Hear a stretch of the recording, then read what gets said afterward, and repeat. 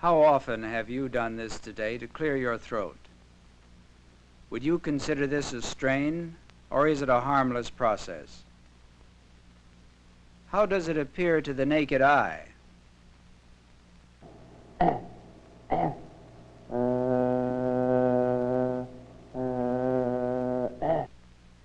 How many other activities do we perform in our daily existence which place strain upon the larynx? Singing, laughing, or just talking. Here is the larynx at work.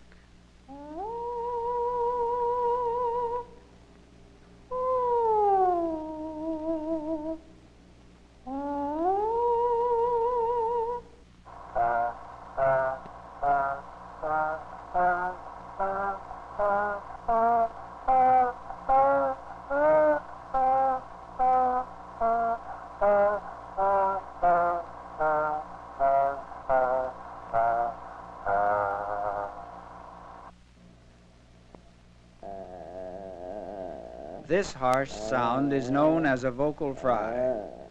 Can your eye detect the mechanics of its production?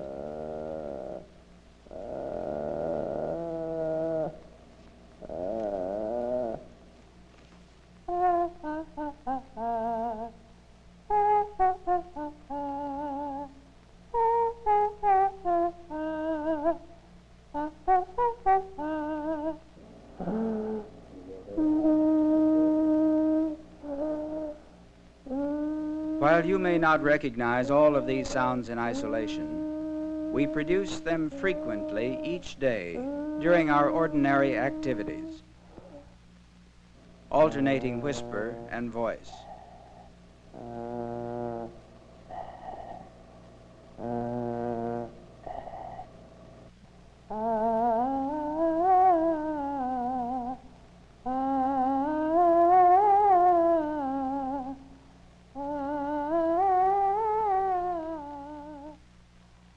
Clearing of the throat. Watch the similarity to a cough.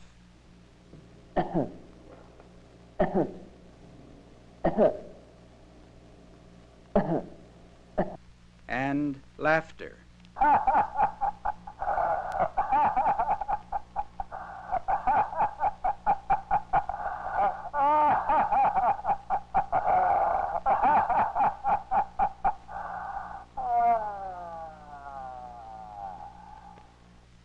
In order to study the effect of daily stress upon the structures of the larynx, this equipment was designed for our special ultra-slow motion cinematographic investigations. A 5,000-watt incandescent lamp is used for illumination. The intensity of the light is regulated by a variable transformer. The light passes through a cooling cell and is concentrated by a system of lenses onto an oblique mirror. From this mirror, the beam is directed to the small laryngeal mirror, and thence to the larynx. The image of the larynx, in turn, is reflected by a special laryngeal mirror to the camera. A fast-tax camera of this type permits exposures of 5,000 frames or pictures a second. This complicated arrangement was designed to photograph the larynx under normal physiologic conditions, just as it is examined by indirect laryngoscopy. While the patient takes her place on the mirror,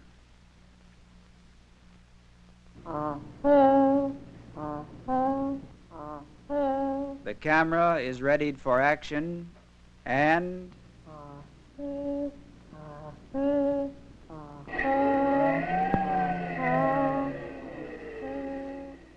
during this brief instant, 100 feet of film were exposed.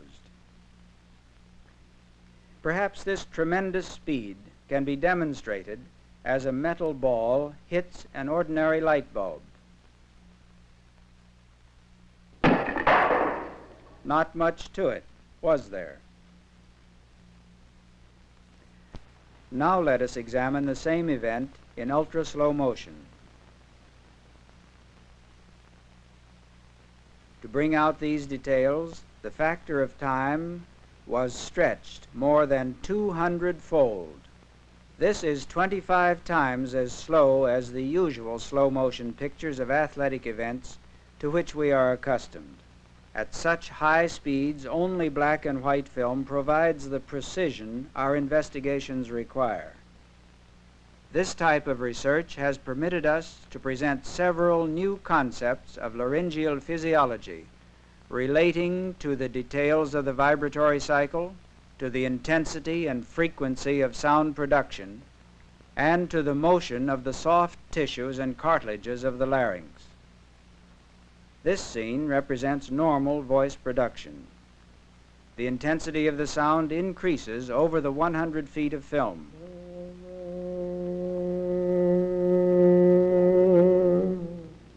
At this moment, the vocal cords are vibrating 200 times per second.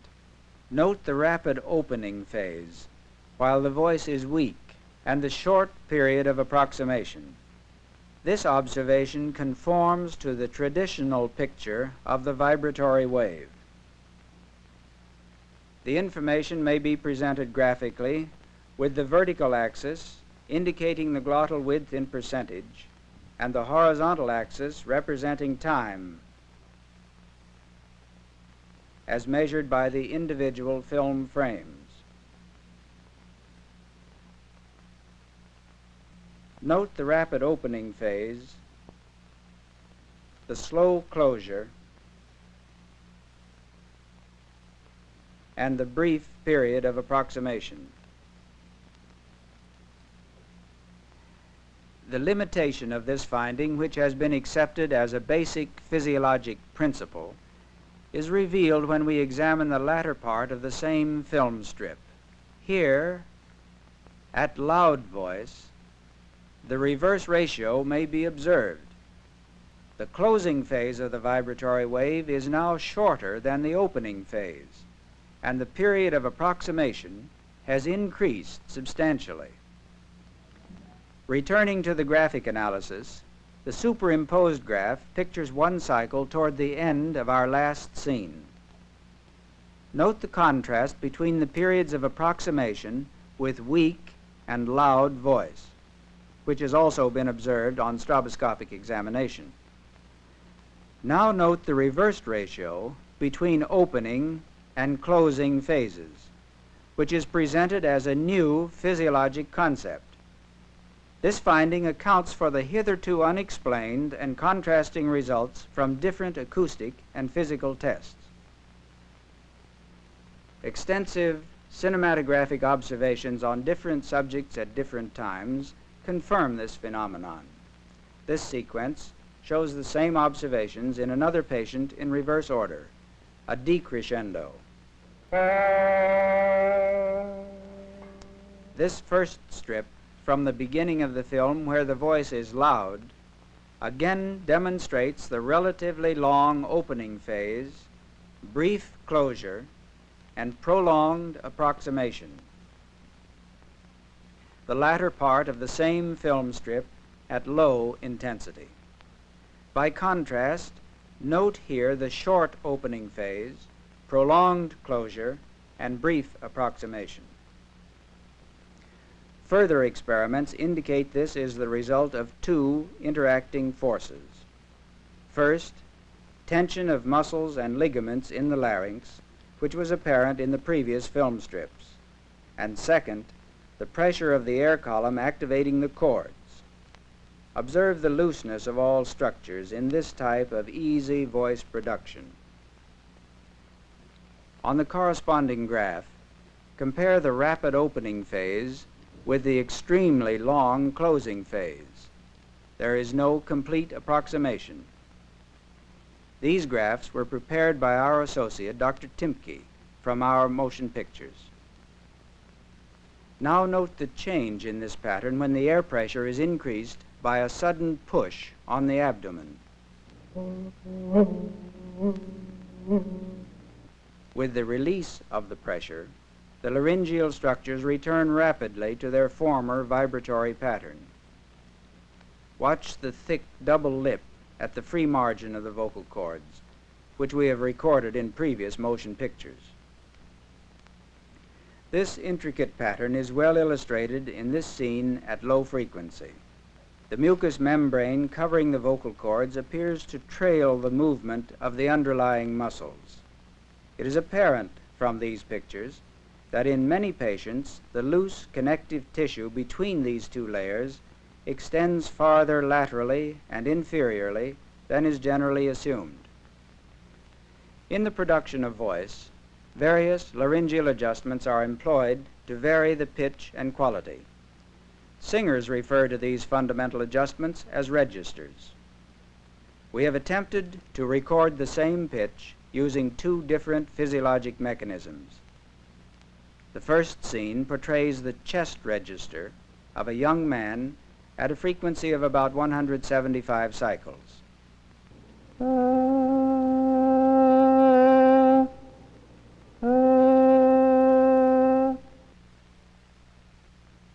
Note the contrast as the same individual reproduces almost the same pitch in the so-called head register.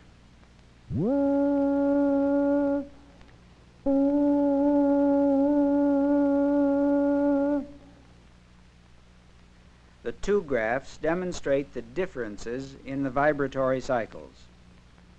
In the chest voice, we find a long period of approximation, whereas the head voice shows but a momentary contact.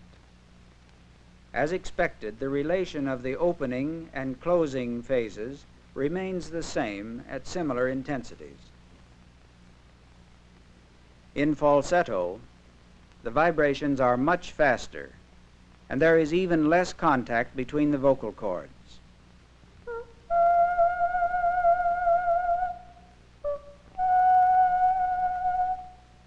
In some voices, only the anterior segment of the cords appears to move at very high pitch. Many interesting details may be observed by a slow motion study of the vibratory pattern. Observe the rotary motion of the ligamentum vocale in this patient at low pitch. Could the undulating waves spreading laterally across the cords explain the mysterious waves sometimes noted on stroboscopic examination? Other waves appear to travel in anterior and posterior directions as the vocal cords open and close. This longitudinal undulation is related to the pressure applied to different areas of the vocal cords. One of our collaborators, Dr. Sven Smith, has constructed artificial models to demonstrate this phenomenon. In this particular model, more pressure was exerted on one side, resulting in a typical longitudinal wave passing from one end to the other and back again during each vibratory cycle. If the two cords are weighted unevenly, asynchrony of vibration results. In this instance, the uneven weight was provided by the heavy concentration of mucus on one cord.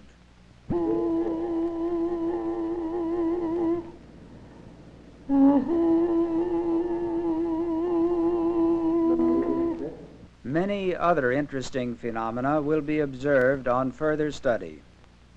Unfortunately, the scope of this film restricts the extent of our comments. Note here the involvement of all laryngeal structures in ordinary sound production. Observe the movement of the highlights, not only on the vocal cords, but also on the ventricular bands, in the arytenoid area, and even in the piriform sinuses. In this particular instance, these highlights reflect not only the vibratory frequency of the vocal cords, but also the modulations of the vibrato in an accomplished singer. Our own larynx shows the same total involvement during the stress of daily life.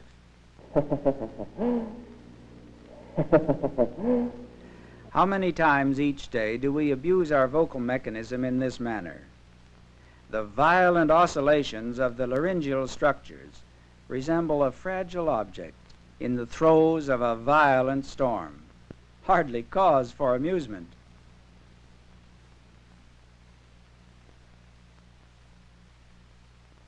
Now we enter the inhalation phase of the laughter, which is illustrative of laryngeal stridor. Let us compare the ordinary respiratory pattern with the vibration produced on inhalation.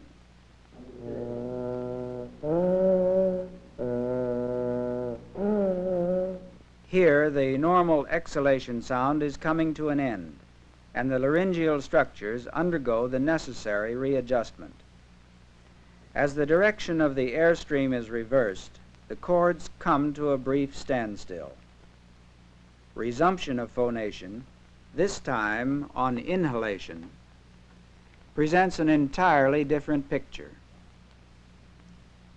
Does the extension of the vibratory wave laterally give a clue to what might be observed from beneath the chords during normal phonation? Graphically speaking, in inspiratory sound production, the opening phase is extraordinarily long, the closing phase extremely brief, while the period of approximation takes up about 1/3 of the vibratory cycle. Even a light cough or clearing of the throat causes havoc in the larynx. This scene is included principally to show the movement of the supraglottic structures, particularly the epiglottis. During the course of this brief exertion, the rim of the epiglottis actually strikes the posterior wall of the hypopharynx, then recoils rapidly in a peculiar compound curve. We have measured the time of this maneuver and found it to be less than 3/1000ths of a second. Speed, even in our jet age. To a much lesser extent, a similar process may be observed frequently when a vowel is initiated during ordinary conversation.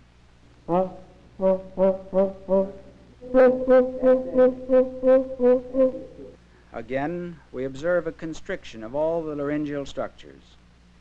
If this constriction is increased sufficiently, as in a sharp staccato, a new and different phenomenon may be observed. Here is this peculiar pattern produced in a sustained manner, which is sometimes referred to as a vocal fry.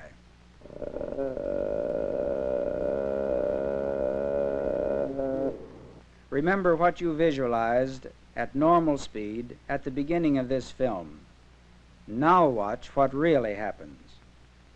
The vocal cords beat in a syncopated rhythm with a long closed phase following every second beat.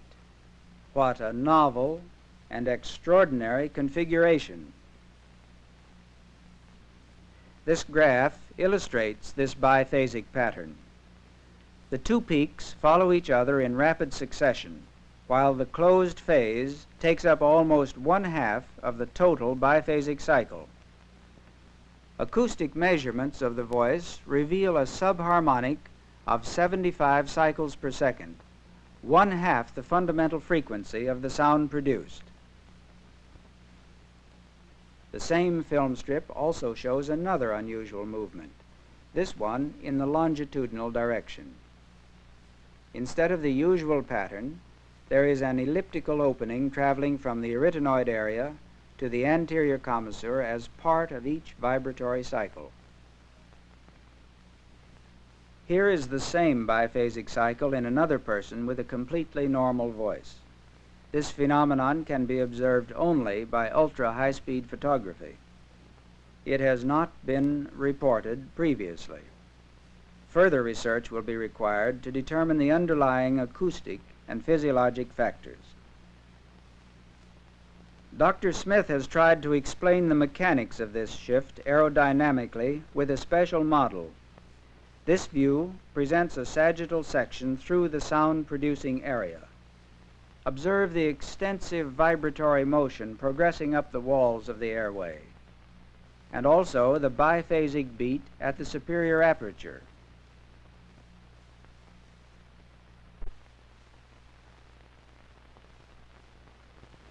Here are examples of various models used in this film.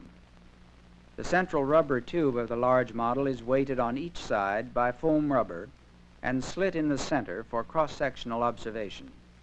The smaller tubes are activated by blowing and are photographed from the distal end. Pitch and quality can be regulated by tension and finger pressure.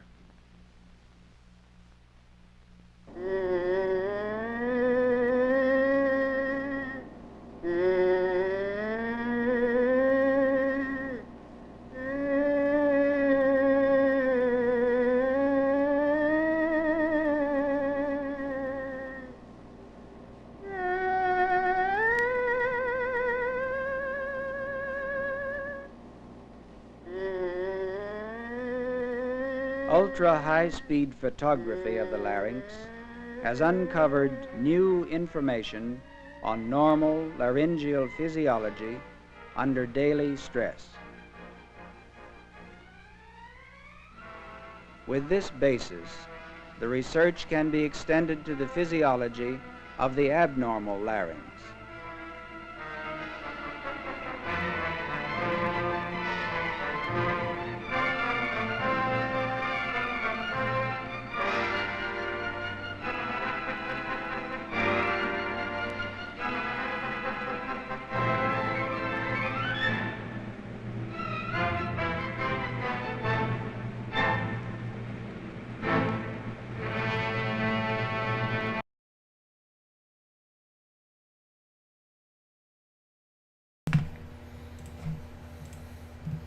Hi everybody, I'm Skip Elsheimer. Welcome to the AV Geeks Lunchtime Streaming Show, where I felt like I wanted to start off with a bang. I could do a whole show of films about the larynx, and it would be gory, because I also have a laryngectomy, where it's an operation to remove the larynx, which is in vivid Kodachrome color. And then I have some other films about larynx. So, yeah, I won't do it. I mean, you guys were champs for dealing with that. That was fascinating to me, because of all that photography, and it was special camera. And can you imagine, like, being there and, like, being close to this super intense light bulb to illuminate the inside of the back of your throat? All that stuff. Outrageous. Well, let's get back to what we know, and that is coronet, which I'm wearing the shirt for, and keeping food safe to eat. Enjoy.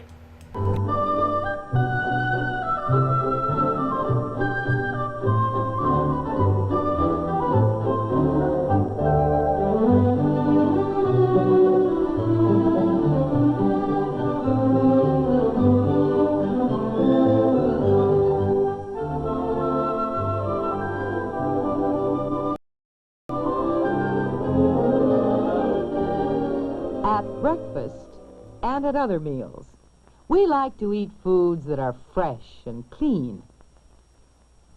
To keep food this way, Mother, Steve, and Kathy do many things in their home that you probably do in yours. Before eating, they always wash their hands. Well, almost always. How could Steve have gotten his hands so dirty? Oh, well, boys have a way. While Steve washes his hands, Kathy will get the silverware. Oops, she dropped a spoon. Will she use it anyway? No, she places it in the sink to be washed again. Is this something you would do? Later, Kathy pours the milk. As soon as she's done, she returns the bottle to the refrigerator. Is this something that you would do? Now, Steve is ready for breakfast. And Father, too. Father is also careful about the food he eats. The sausage looks good,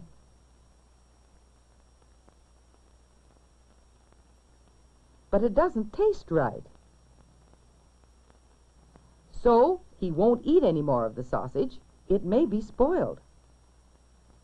Often we can tell if foods are good to eat by smelling or tasting them. You should never eat foods if you're not sure they are safe.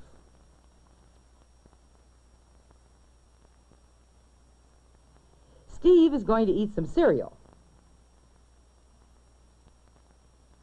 Closing the box after he's done with it helps to keep the cereal fresh. Later, when Mother takes out bread for the children's lunch, she closes the wrapper again to keep the bread fresh. Mother is going to put some apples in the lunches, too. But first she'll wash them. Do you know why she does this?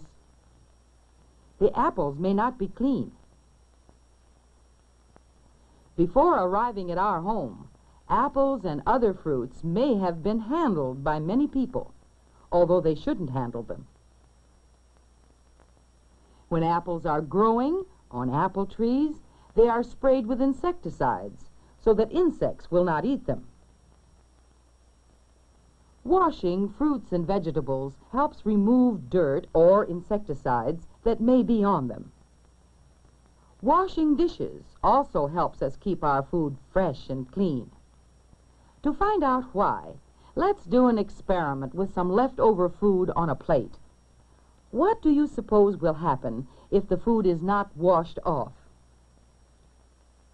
After several hours, we can see some changes. The slices of peach have turned brown, and the lettuce has wilted. After several days, we can see some fluffy stuff on the food. This is mold. The mold growing on the food, and germs too small to see, may be harmful. Some molds and some germs can make you sick if you eat them. That's one reason why we wash dishes, so that we don't give mold and germs a place to grow. Now let's see what happens if a bottle of milk is left out of the refrigerator for a long time. After a day or so, it begins to sour. Sour milk is usually not harmful. But if the milk is left out too long, it can get like this and may not be safe to drink. That's why it's important to keep milk and other foods that spoil easily in the refrigerator. What about the spoon that fell on the floor? It looks clean, at least until you look at it more closely. Along the edge, you can see bits of dirt picked up from the floor. Dirt may not make you sick, but it's safer if you don't eat with things that have fallen on the floor until they're washed again. Washing our hands before eating is important, too. These hands may look clean from here, but a closer view shows dirt along the tiny grooves of the skin. There are germs here, too, although you can't see them because they're very tiny. Tiny, invisible germs may be left on the food you touch. This bread, for example. If you look at the bread very closely, you can see dirt left by the fingers. Where there is dirt, there are usually germs. The best way to get dirt and germs off your hands is to wash and scrub them well, using lots of soap and rubbing it in between the fingers, on the back of the hands, and on the wrists, too. Gets them clean all over.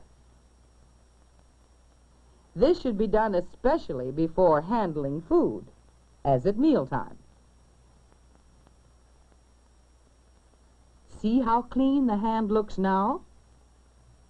Even when we look at it very closely, dirt and germs that might cause us to get sick have been washed away. Another thing, germs away.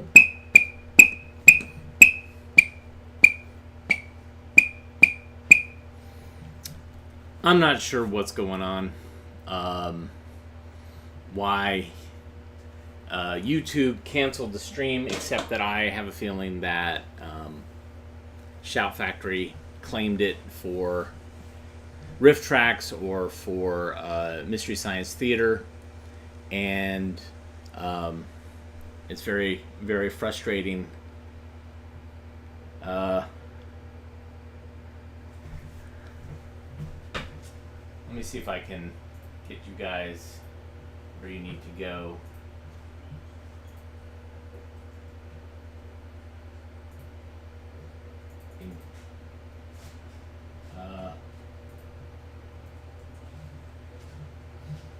Alright, let me see if I can get you guys where you need to go.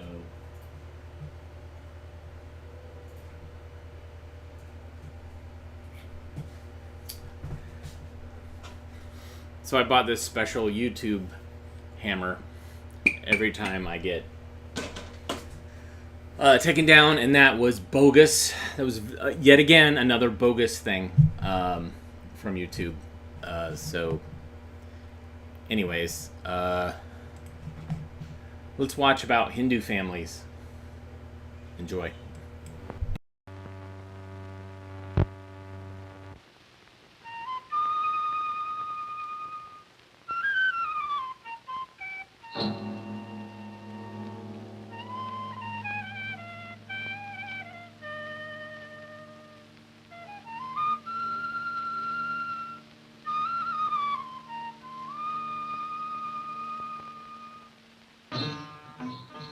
Great is the subcontinent of India. Many are its provinces and towns, innumerable the villages. Here is a typical province, Gujarat, and a typical village, Atgum. And here comes Ganga, the village headman's daughter, proud as is becoming the daughter of a Brahmin, a leader of the community, a man of wealth. Ganga is 14 years old and soon to be married, following the new laws and old customs. In India, a girl is considered mature at 14. This old building is where the teacher resides, the teacher who is also the village postmaster and the local health officer. His home is the village school. Here, Ganga learned to read and write the language of her home province, one of the many languages of India.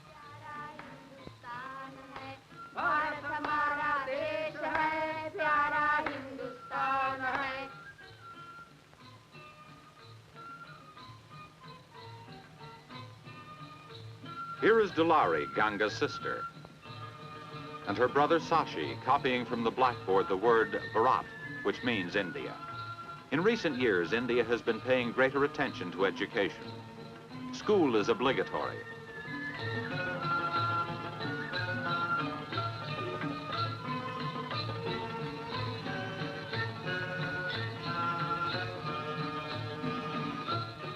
The teacher is a respected man in the community because he is a Brahmin, a learned man of high caste. "Oh, teacher," calls Ganga, "Father sends you this gourd and invites you to come to my wedding. Will you come?" "Of course he will come," says the teacher, "to see his old friend's daughter get married." Married after attaining the legal age of 14. He worked many years for the new law, which forbids the marriage of very young girls. He and other teachers fought for this new marriage law because they know that India needs mothers better educated and better prepared if they are to raise healthier families. After school, the village seems alive with youngsters. "Hey, Sashi," call the boys, and Sashi is glad that he can leave the girls to play Satikri, which means 7 stones, and is played with a ball and 7 pebbles. But Ganga and Dulari have errands to do. There is the jewelry to be inspected at the village goldsmith's. At Atgum, people believe that gold brings a woman wealth. Therefore, Father ordered a bracelet of pearls and solid gold as a wedding present for Ganga. The gold for her health, and the pearls as a sign of prosperity. For in India, a woman must also be Lakshmi, the goddess of wealth for her family. That's why women in India like to bedeck themselves with gold trinkets. Getting married brings many changes to a girl in India. In dress, for instance, because in India, girls before marriage wear girls' clothes. Only married women can wear a sari, a piece of cloth or silk wrapped around the body in a special way.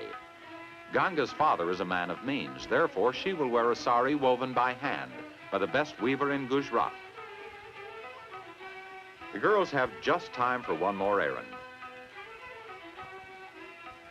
The village potter is busy shaping the willing clay into jars and pots, as did his father and his father's father before him.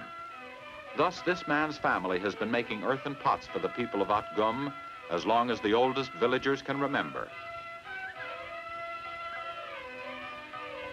Ganga needs pots to store buttermilk in for the wedding feast. Today, Ganga has no time for bargaining because the time is flying and the girls must hurry home. In the village square, the boys are still playing. Here come Sashi's father and uncle. Since dawn, they have been supervising the harvest on the family rice fields. After a hot and humid day in the rice fields, father and uncle are glad to be going home. Home where Dulari is playing with the baby, while waiting for the men to return. When there's time, Dulari and Sashi enjoy playing with the baby, because even in a village headman's house, there are no toys for children.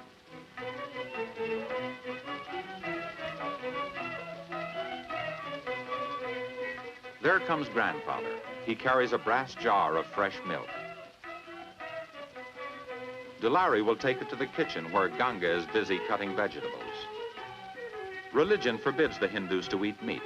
That is why vegetables are so important in the Hindu meal. Vegetables and pancakes. In India, they call them chapati. Mother toasts them on a hot plate.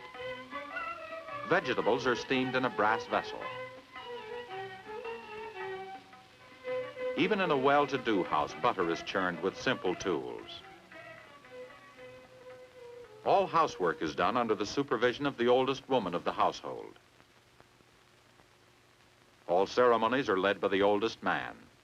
Every day at this same time, grandfather leads his sons and his grandson to the washing ceremony. Everything in India is a religious ceremony, even the meal. A Hindu must come to it pure. Meanwhile, the women have prepared the dinner. Most of the dishes are enriched with a butter sauce called ghee.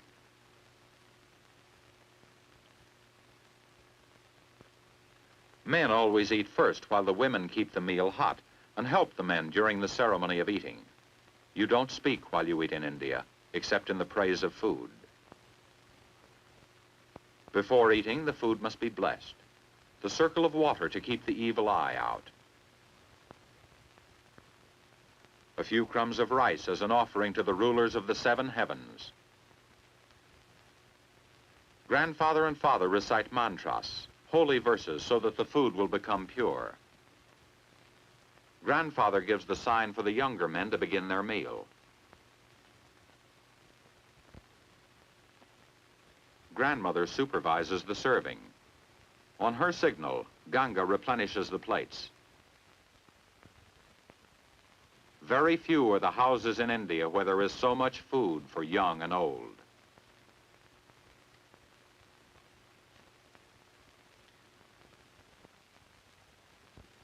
Early on Ganga's wedding day, Sashi is all dressed up in his clean dhoti. Spotless white is Sashi's suit, and gold-trimmed Dulari's new dress. All the women are assembled around Ganga, who is draping her first sari.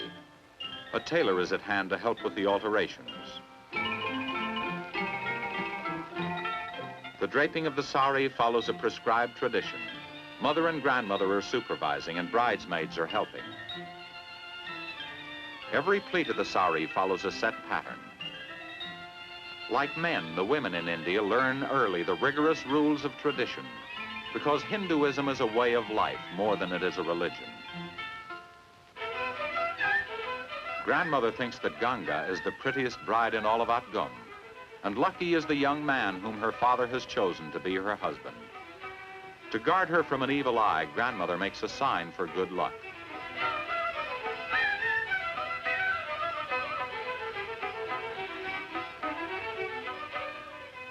And now the jewelry. from father, a bracelet. And from her groom, a pair of anklets. To the beat of ceremonial music and dances and accompanied by many wedding guests, the groom rides into his bride's village.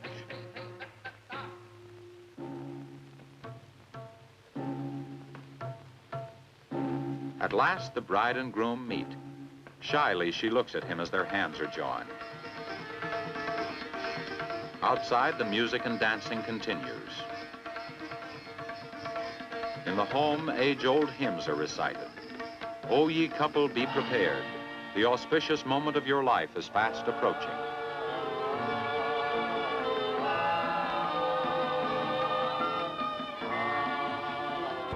Touching 7 betel nuts, Ganga makes 7 symbolic steps into marriage. 7 because 7 is a holy number. After this, the marriage is considered inviolable by Orthodox Hindus, although recent laws permit divorce. On her wedding day, Ganga eats with her groom and out of her own dish.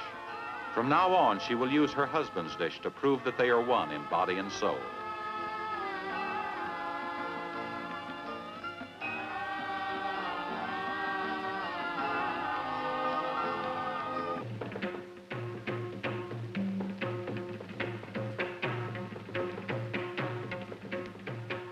Now, as man and wife, Ganga and her groom do reverence to the elders of the family.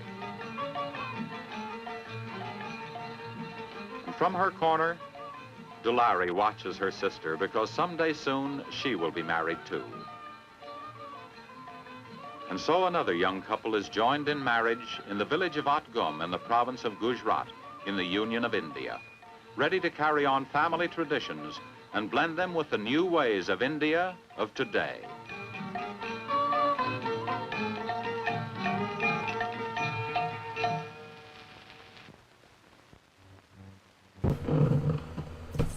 I mean, it's a rich culture, but man, 14.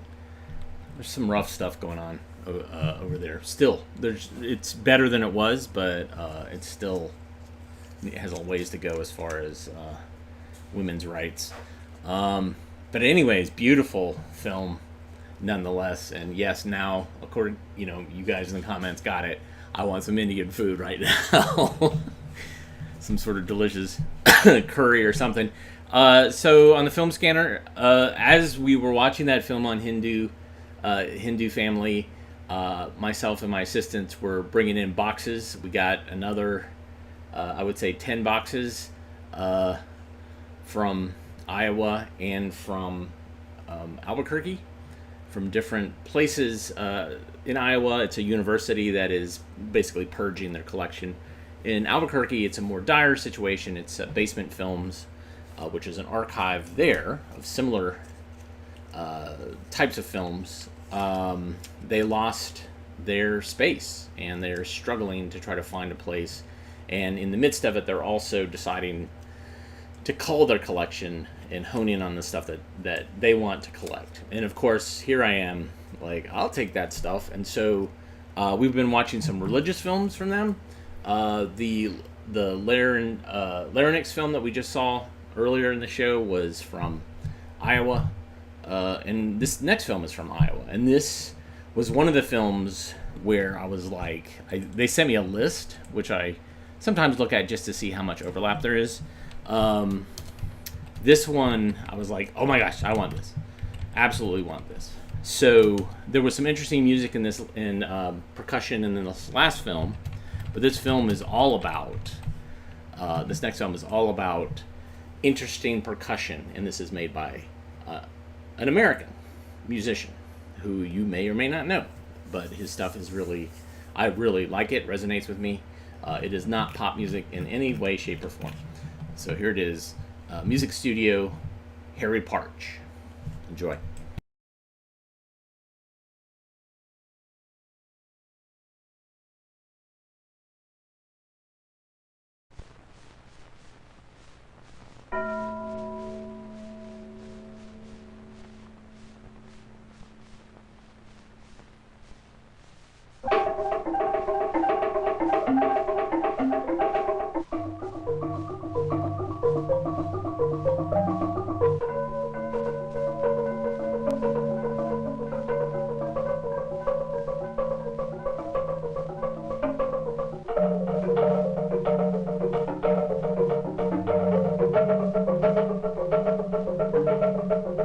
An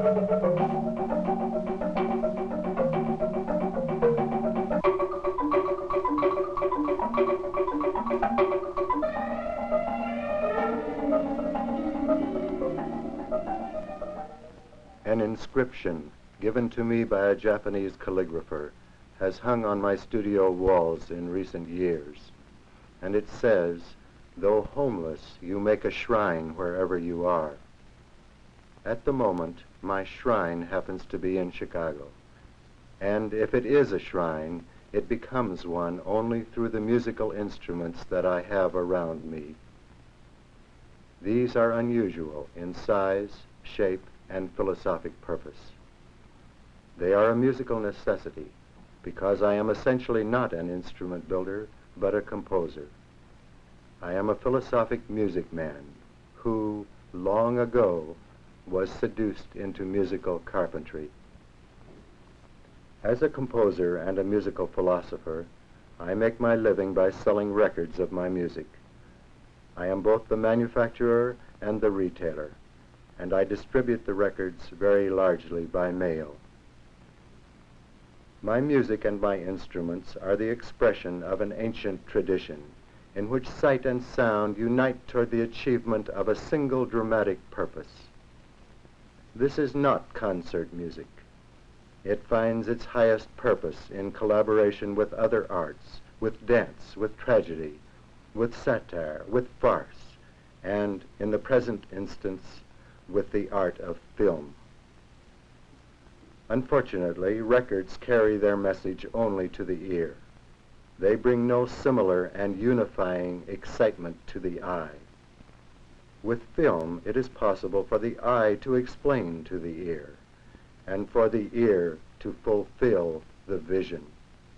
Some 35 years ago, I began experimenting with musical scales different from the piano scale. And for theoretical and practical instrument building purposes, I determined on a 43 tone to the octave scale. Here is the scale on my chromelodeon, an adapted reed organ.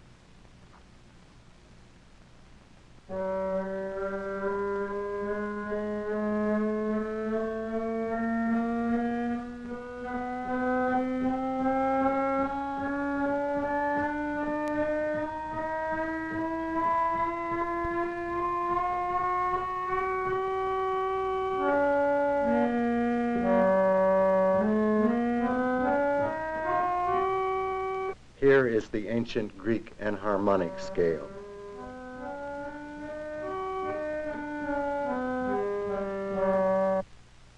Now another ancient Greek scale.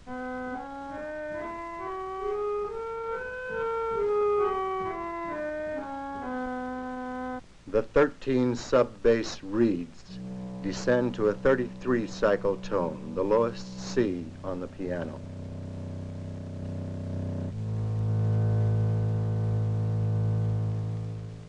Even lower tones are given by my marimba eroica, which has only 4 tones, but the lowest is about 22 cycles, an F below the lowest tone on the piano.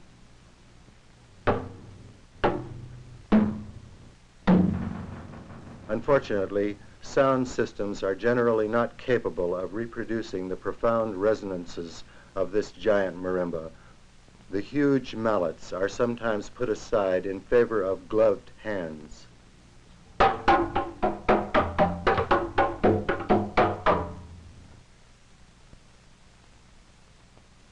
Going up the scale with the same type of instrument, the blocks become smaller, but this, the bass marimba, is still so large that the player must stand on a riser, as he does with the deeper marimba. The large mallets produce a full, resonant tone.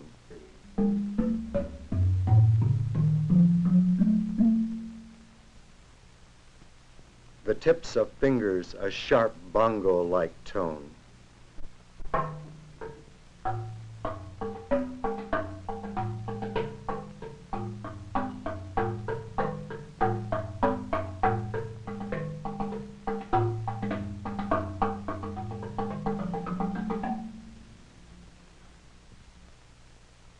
A completely different type of marimba is made from 64 sections of Philippine bamboo, each with a vibrating tongue cut in the open end.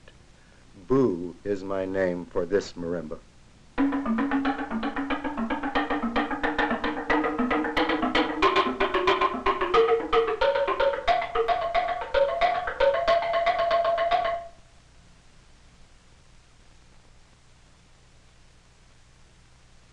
5 different sounds are heard on the instrument that I call the spoils of war.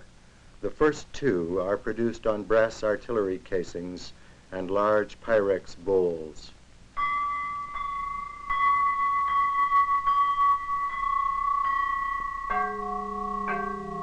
The third is a high block tone. The fourth, a deep tone. And the fifth is made on a piece of spring steel.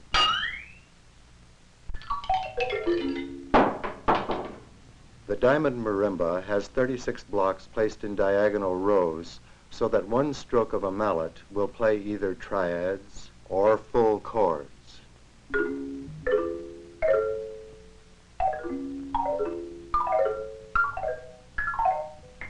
Right-hand strokes are major, while left-hand strokes are minor.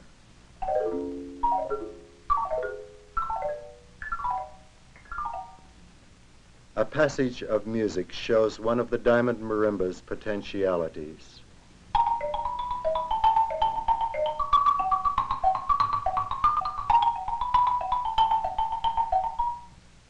I call this instrument the cloud chamber bowls. The centers of the carboys from which they came were used in so-called cloud chamber experiments.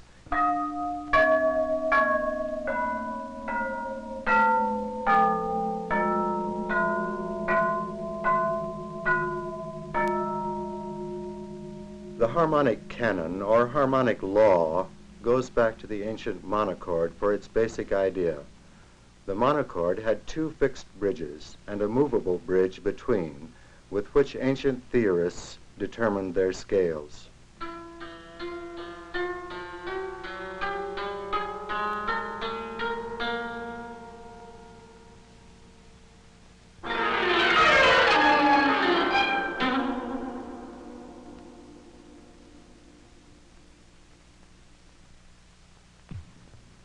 This part of the instrument has 44 strings, and the bridges are designed especially for each composition. They are knocked down, and other bridges are set up to produce a completely different pattern of sound.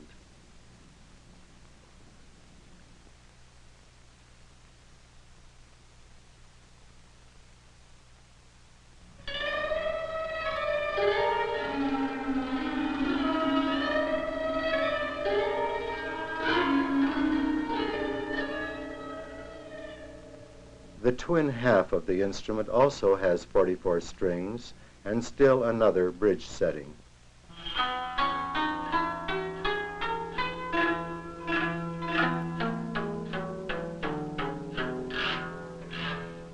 Still another evolution of an ancient idea is the kithara, with 72 strings of equal length, arranged in chords and with glass rods for playing higher tones. The long resonators are necessary in producing good low tones.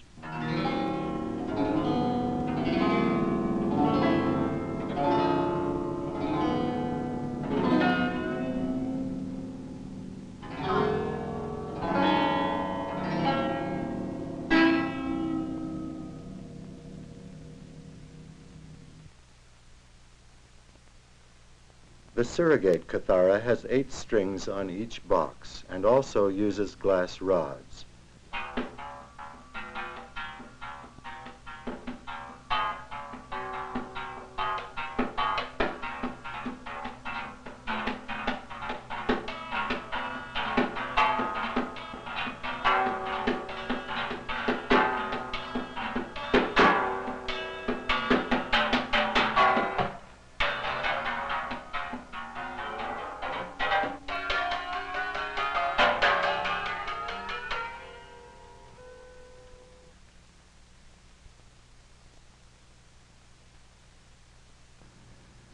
In performing the music that I wrote for Madeleine Turtelot's film Wind Song, I played 10 different instruments. After recording a few measures on one instrument, I used headphones to listen to these while adding the sounds of a second instrument. No more than 4 are used simultaneously. The music, in this case, became an oral extension of the symbols of man and his fate.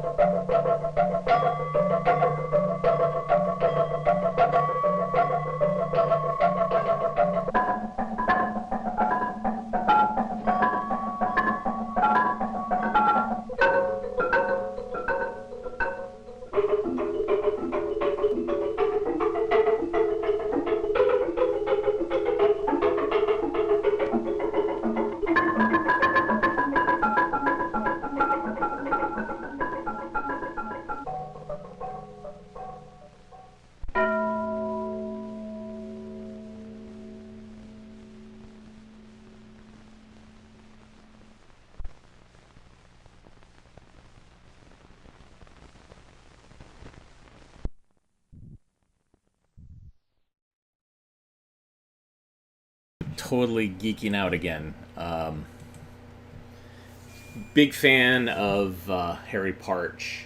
I used to do this kind of collaborative project. AV Geeks came out of this collaborative project, which was called Wiffle Fist, where we would do kind of odd experimental music and noise similar to this. And Harry Partch was definitely one of our favorite musicians because he was so different, and he was American, and would make his own instruments, which is what we did, or we would modify.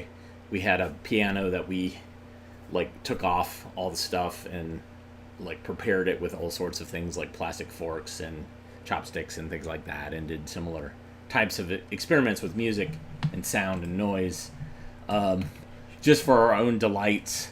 Irene Moon also is a big fan of Harry Partch. He's definitely not pop music, but it is a very interesting and influential musician. Somebody mentioned Frank Zappa was influenced by him, and totally makes sense. Totally makes sense. So there's that film. That's why I said, I'll take all 500 of your films, is because I want that Harry Partch film. No, there's other reasons, obviously. But, what do we got? What do we got left?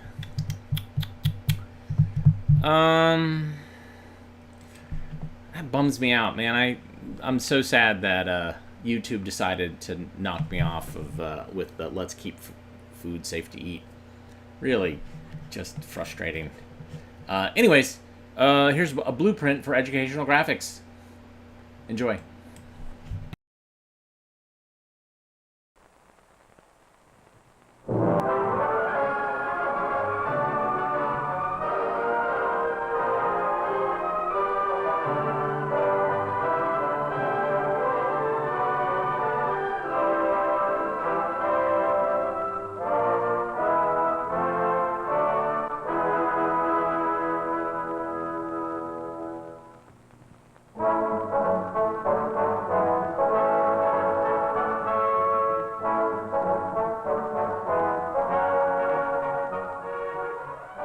The South Carolina Educational Television Network.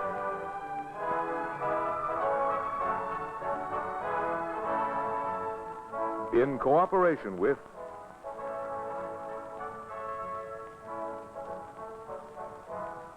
the 4th Armed Forces Television Conference.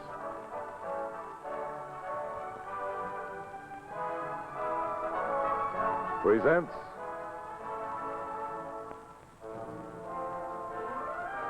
a blueprint for educational graphics.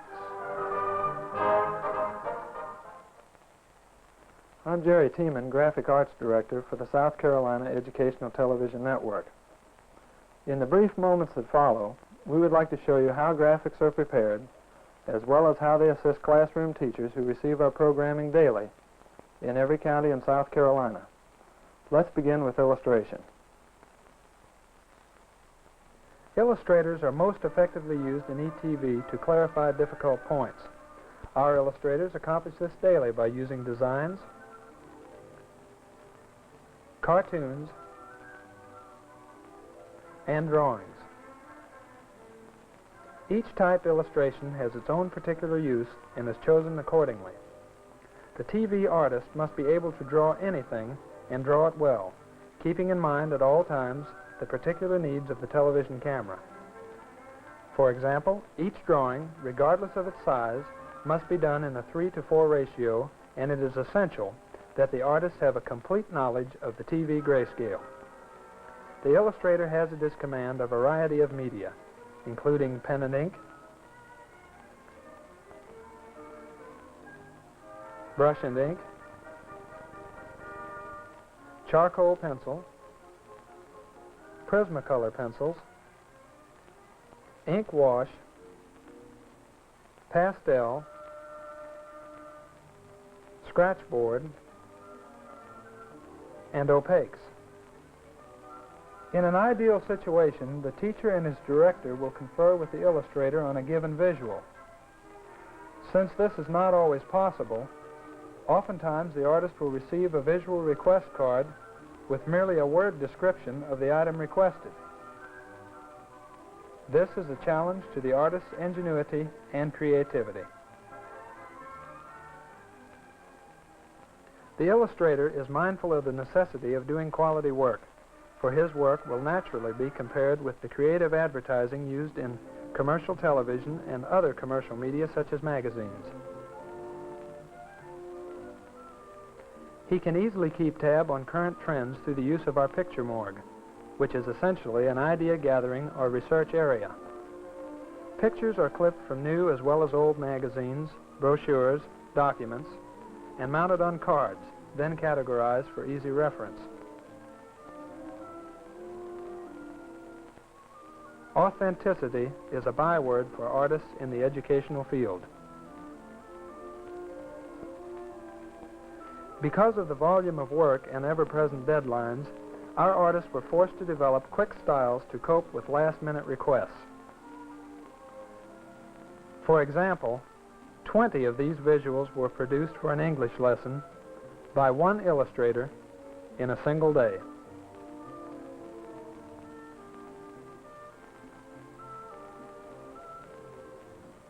However, on a large-scale project, such as a children's program series, where hundreds of drawings are required, teamwork is an absolute must. Since the drawings must be consistent, an assembly line is set up with one artist doing the pre-planning on storyboards, an illustrator producing the drawings, an opaquer painting the figures, an inker outlining them, and a background artist finishing the job.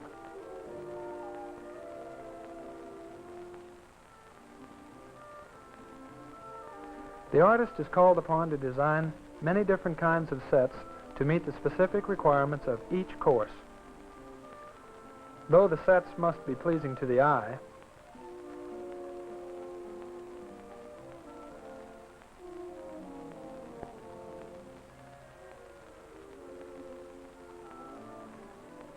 the most important requirement is that they be functional.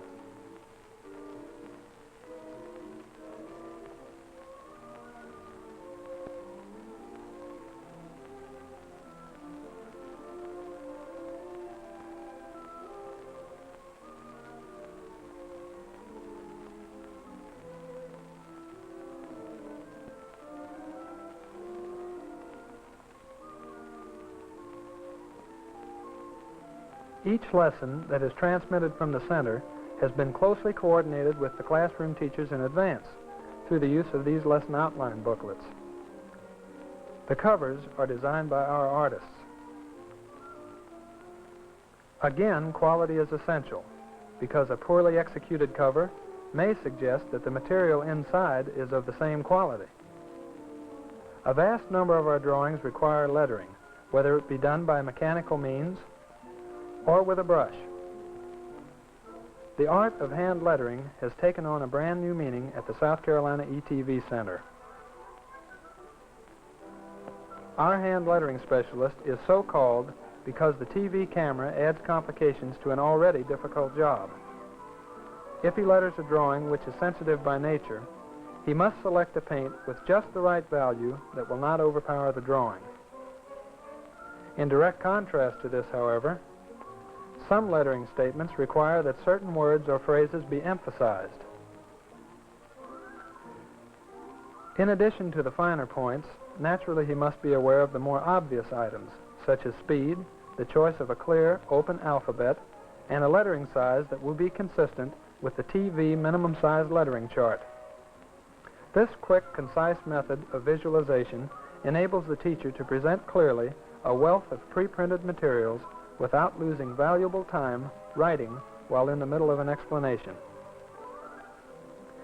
In the instance of a complex diagram, it is to the advantage of the student to see the gradual step-by-step building of the visual, which may be accomplished by the use of simple magnetic pop-ons. The value of the black paper visual can best be illustrated by the fact that over 2,000 of these were produced for one course alone. While the quick, free, and easy style of hand lettering is indispensable on large visuals, it would become a laborious task to compete with a printed alphabet on the smaller ones. For this reason, we employ the use of special typewriters, as well as hot press printing, the simplest and fastest quality process available for titles and captions. Printing is a vital asset to the graphics department, and as a result, a printing request may be initiated from a variety of sources, such as the director of a program, an animator, or an illustrator. Each places its own particular demand on the printer. In this case, the request is from the director of a medical series who wants to emphasize the spelling of a difficult word. The printer chooses an alphabet from a variety of typefaces consisting of 26 styles and 66 alphabets. He then places the type in a self-centering palette, which is inserted and locked in the head of the hot press. The printer checks the thermostatic heat control for the desired temperature. While the type is heating, he makes a selection of printing foil and places it face down on the card to be printed. The letters are then lowered, applying heat and pressure to the foil, thereby melting it into the cardboard. A great portion of the requests are not always this simple, however. Some require much thought and time, such as these camera cards for an English program, the type statements for a mathematics show, special layouts for clarifying drawings, and opening and closing title crawls. Many times the talents of the printers, illustrators, and photographers are combined to accomplish visual motion by the use of the Cellomatic projector. This essentially is a double-barreled overhead projector which casts two images on the screen simultaneously, one superimposed over the other. The unit is always positioned behind the set, with the operator casting the images on the screen from there. The Cellomatic projection method is an efficient mode of manufacturing simple animations in a relatively short period of time. The general procedure involves a detailed study of the action to take place, followed by the necessary artwork, which is then photographed and converted into 4x5 transparencies. The negatives, or transparencies, are then placed in their pre-designated locations on the Cellomat cards, one set for the left panel, one for the right, and checked for proper registration on the light box. These completed cards are next placed in their appropriate positions on the Cellomatic projector itself. A good example of the use of the Cellomatic is this visual from a trigonometry lesson explaining the measurement of angles. The Cellomatic projector is a precision instrument for bringing specific points of interest to the student's attention at a given time during the teacher's presentation, allowing all former areas of interest to become secondary. The Cellomatic is very effective in working with maps and charts.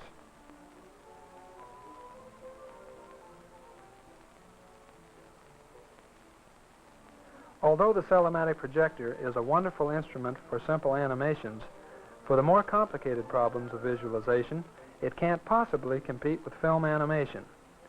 Webster defines this word as the act of infusing life. Our animators have done just this with the center of life itself, the heart. After studying a complete script from a doctor who specializes in heart ailments, the animator prepares a storyboard, a series of drawings explaining each major movement to take place.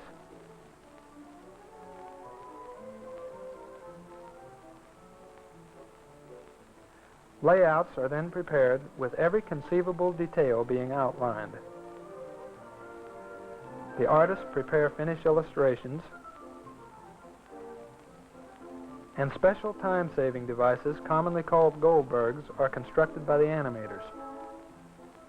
Detailed camera instructions are accomplished, and the photographer places the completed artwork on the animation camera stand and begins shooting.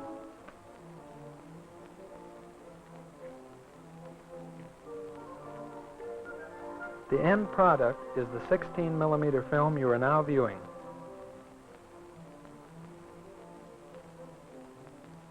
Another example of the animator's work is this sequence used for an electronics series demonstrating the action of alternating current.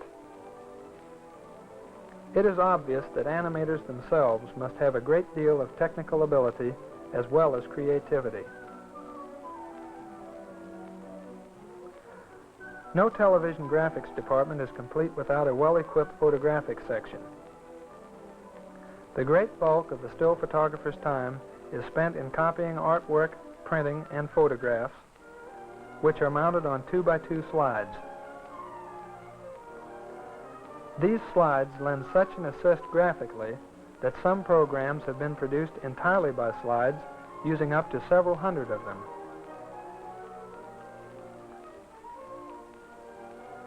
Slides are frequently used for opening and closing credits, such as these used in a philosophy series.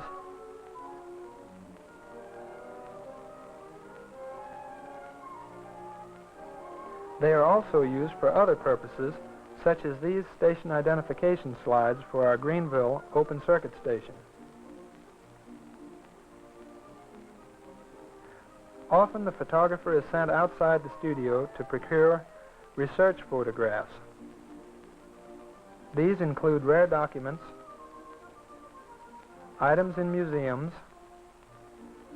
and valuable paintings that cannot otherwise be removed from their permanent surroundings.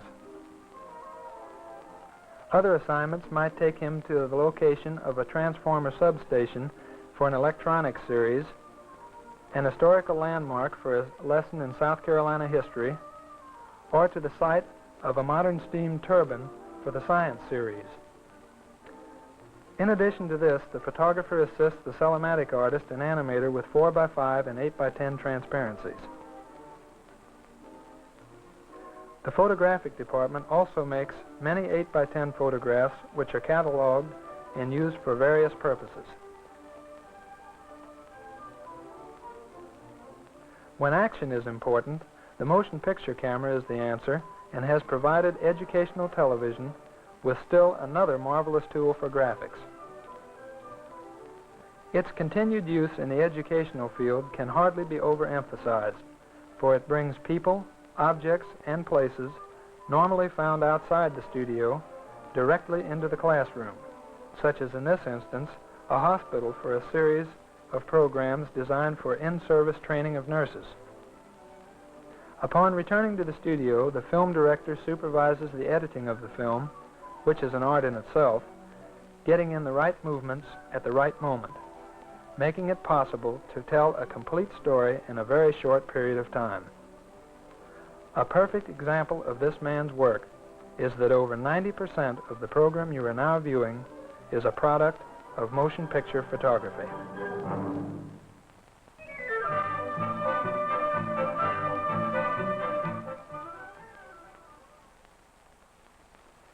Anyone faced with the decision of embarking on a graphic arts program in support of television must realize that television treats graphics as it treats comedians. It devours their materials. For example, in the past 15 minutes, you have seen a total of over 150 visuals. As we learn more about the use of television in education, it is evident that the demand for supporting materials will grow and grow. After all, television is a visual medium.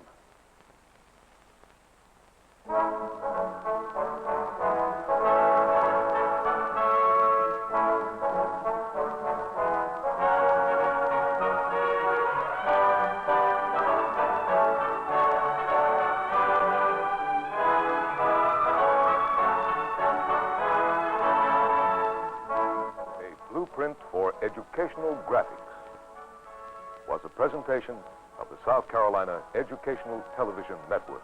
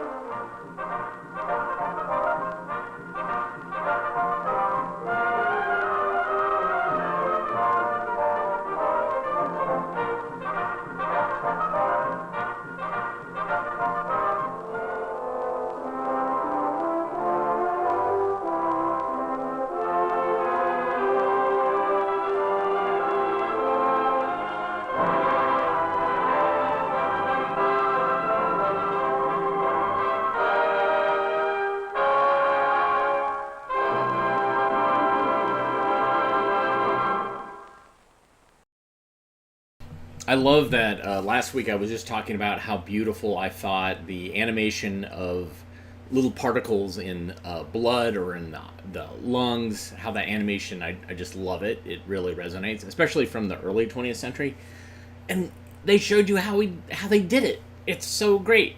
I did not pick this because it had that content in it. It just randomly had it. I love putting stuff out in the universe and then it kind of bounces back and you're like, wow, that's really cool. Boy, I geeked out today.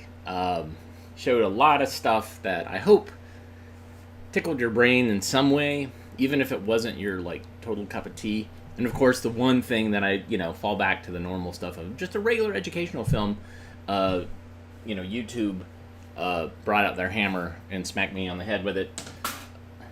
And I guarantee you, it's either Shout Factory claiming something for Mystery Science Theater, or I don't know.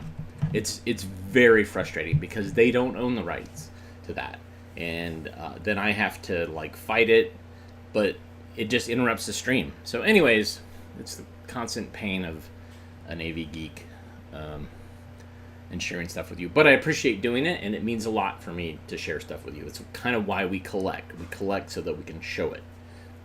We don't collect so we can keep it private. We want to show it and put it out in the world. And I literally showed 2 films that showed up on Saturday. So there you go. That's how quick the turnaround is. And sometimes it's like it shows up that day, and I'm like, ooh, I'm going to show this.